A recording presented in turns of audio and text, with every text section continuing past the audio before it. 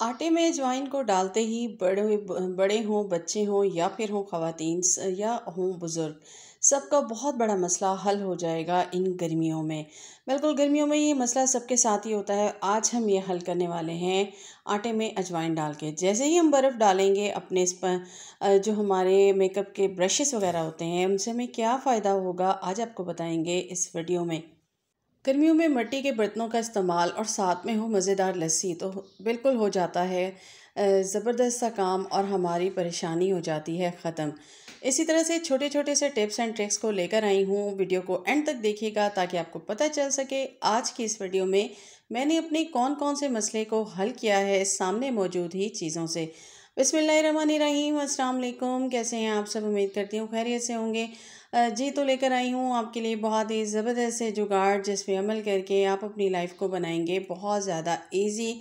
तो स्टार्ट करेंगे अपनी वीडियो को टिप नंबर 1 से। अक्सर क्या होता है कि हम ना इस तरह के गैजेट्स देखते हैं, ये हमारे पास बीटर हैं, डिफरेंट टाइप के देखते हैं और हम कंफ्यूज हो जाते हैं कि हमें इसमें से कौन सा लेना चाहिए। समटाइम ऐसा होता है कि किसी के ना प्राइस कम होते हैं या ज़्यादा होते हैं तो हम ये समझ रहे होते हैं जिनके ज़्यादा हैं वो वर्क करेगा, जिसके कम है वो नहीं करेगा।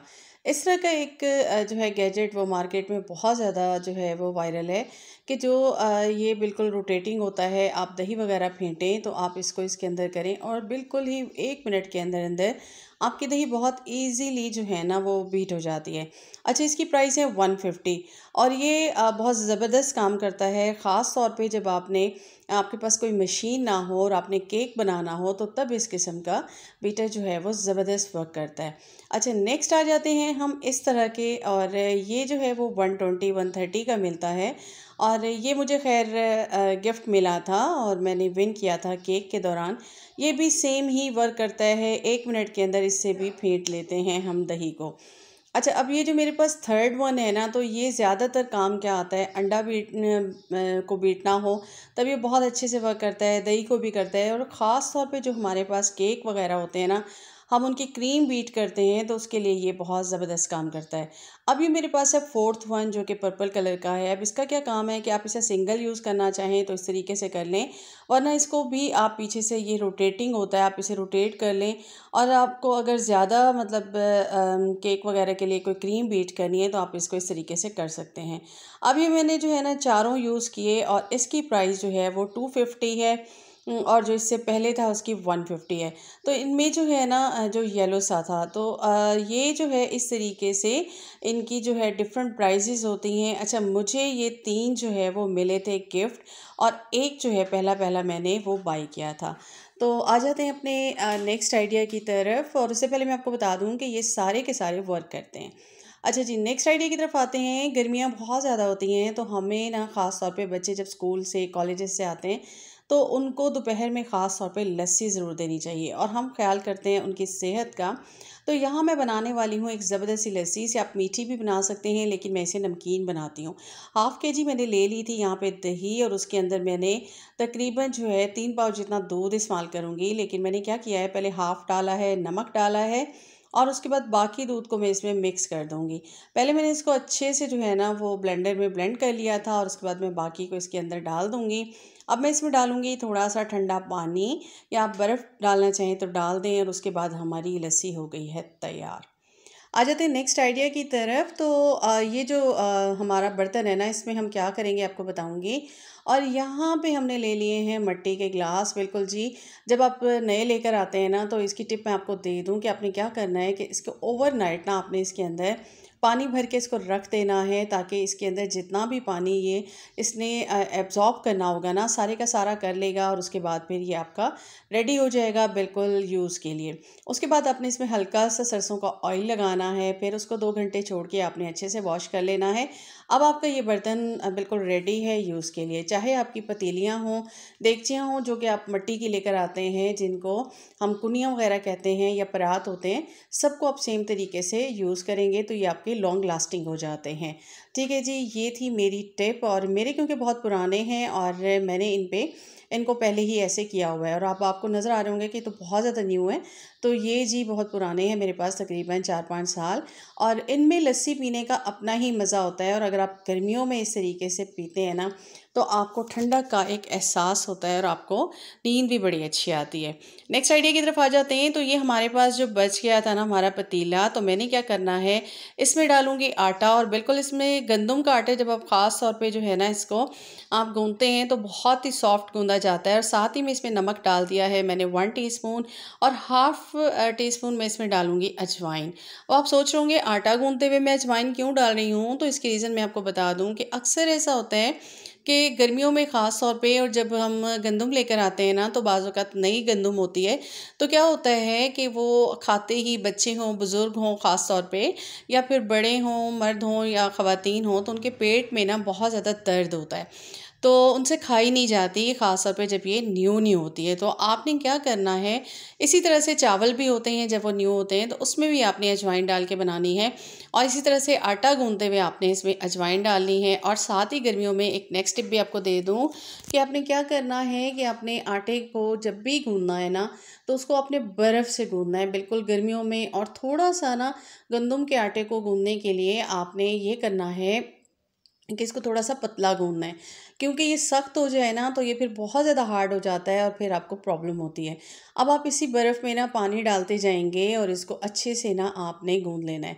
मलाई की वजह से तो ये वैसे ही सॉफ्ट हो जाएगा और आपका आटा इतना अच्छा होगा कि अगर आप फ़ौरन ही रोटियाँ भी बनाते हैं ना तो ज़बरदस्त से आपकी रोटियाँ बनेंगी। ठीक है, मैंने इसको सारा जो है ना हमारी ज़ुबान में इसको कहते हैं मको लेना। वो करके मैंने इसको सारे का सारा ना यहाँ पे डाल दिया था, परात में निकाल लिया और अब मैंने इसको दे दिया रेस्ट तकरीबन 10 मिनट तक। ये मेरी सास का तरीका है कि वो इसी तरीके से रेस्ट देती थीं और मैंने ये उन्हीं से सीखा है आटा गूँथना। बिल्कुल जी, मैंने अपनी मदर से भी सीखा था, लेकिन ये जो मैंने तरीका सीखा ना इससे बहुत ज़बरदस्त जो है आटा वो गूँधा जाता है, क्योंकि वो इसी तरह से करती थीं। और हमारे घर में आज भी इसी तरह से बाकी भाभियाँ भी करती हैं कि इस तरह से सुबह-सुबह इसको बस मको लिया और उसके बाद रख दिया और 10 मिनट के बाद जो है उसको फिर से जो है ना आटे को गूँथ लिया। ठीक है जी, इससे क्या होता है कि आपका आटा ख़ास तौर पे जो गंदम का होता है ना उसको आपने फिर मुट्ठें दे देनी है और ये फिर एक तो चिपकता नहीं है परात के साथ। आप देख रहे होंगे कि बहुत ईज़िली जो है ना मैं इसको निकाल पा रही हूँ। तो इस तरीके से करके आपने इसको गूँथ लेना है। ठीक है जी, इस तरह से कर लेंगे और फिर आपने इसको छोड़ देना है। नेक्स्ट आइडिया की तरफ आ जाते हैं। अक्सर लोग ना प्लास्टिक के बॉल वगैरह में जो है इसको डालते हैं, तो मैंने क्या किया कि यहाँ पे मैंने ले लिया है बिल्कुल ये कटोरा जो सिल्वर के होते हैं। पहले ये बहुत यूज़ होते थे और जिस तरह से हम कहते हैं कि सिल्वर जो है वो कम टाइम लेता है, ठंडा ज़्यादा हो जाता है और बर्फ़ के लिए भी अच्छे होते हैं और इसी तरीके से आटे के लिए भी ये बहुत अच्छे होते हैं। सबसे पहले तो हमने क्या किया, मेरी नेक्स्ट टिप है कि नीचे जो है ना इसमें पहले ऑयल डाल दिया और ऑयल डालने से ये होगा कि सॉफ्ट भी रहेगा और इसके अंदर फफूंदी नहीं लगेगी। उसके बाद आटा आप इसके अंदर डाल दें, उसको आपने सेव कर लिया। नेक्स्ट टिप ये है कि आपने ना 1 टीस्पून जितना ऑयल नीचे डाला था, 1 टीस्पून जितना ही आप इसके ऊपर डाल देंगे। अब क्या होता है कि हमारे पास ना बाज़ औक़ात इनके कवर्स नहीं होते, तो फिर क्या होता है कि ज़ाहिर-सी बात है हमने इसे रखना होता है और हमें यही होता है कि इनके ऊपर ना गर्मियों में ख़ास तौर पे आप फ्रिज में भी रखें ना तो उसके अंदर एक काली सी ना तह सी आ जाती है, तो वो ज़ाहिर-सी बात है ख़राब रखती है और हम उसको कहते हैं अपनी सराइकी ज़बान में खलड़ी आ जाना। तो वो जो है ना फिर इतना सारा आटा आपका ज़ाया हो जाता है। तो इसको इस तरीके से रख के कोई भी आपका ढक्कन हो प्लास्टिक के, काफ़ी सारे आपके बच जाते हैं जिनके या फिर आपके पास कोई सिल्वर का हो, इस तरह से रख के आप इसको फ्रिज में रखते हैं, भी हो गया आपका सेफ और कभी भी ख़राब नहीं होगा। नेक्स्ट आइडिया की तरफ आ जाते हैं। तो यहाँ पे ना मैंने ले लिए थे अपने ब्रशेज़, क्योंकि इनको सिर्फ इस्तेमाल करना ही मेकअप ब्रशेज़ को या जो आपके ये स्पंज होते हैं इनको आपका सिर्फ यही नहीं होता कि आपने इसको यूज़ करना है, इनको धोना भी एक जो है वो ज़रूरी काम होता है। मैंने यहाँ पे ले लिया था गर्म पानी, उसके अंदर मैंने डाला सिरका, थोड़ा-सा मैंने डाल दिया इसके अंदर जो है वो सॉफ्टनर सॉफ्टनर डाला था मैंने और साथ में बेकिंग सोडा। ठीक है जी, पानी को अच्छे से बॉयल किया और उसके अंदर मैंने सारे ब्रशेज़ और स्पंजेस अपने डाल के रख दिए।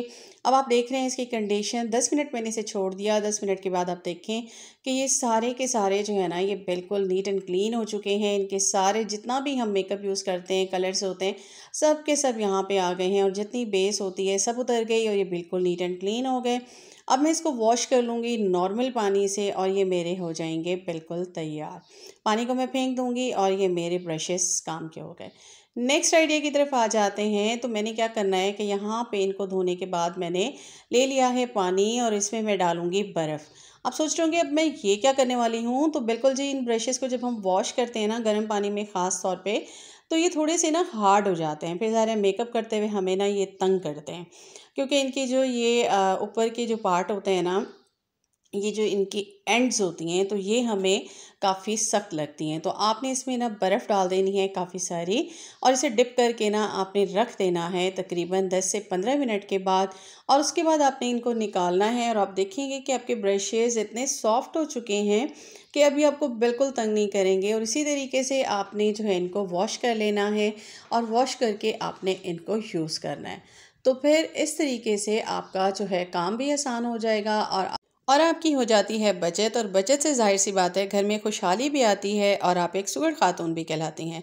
तो कैसा लगा मेरा आज का कंटेंट? उम्मीद करती हूँ पसंद आया होगा। पसंद आया हो तो काइंडली मेरे चैनल को सब्सक्राइब कीजिएगा, बेल आइकॉन को प्रेस कीजिएगा। अपना रखिएगा बहुत ज़्यादा ख्याल। अल्लाह हाफ़िज़।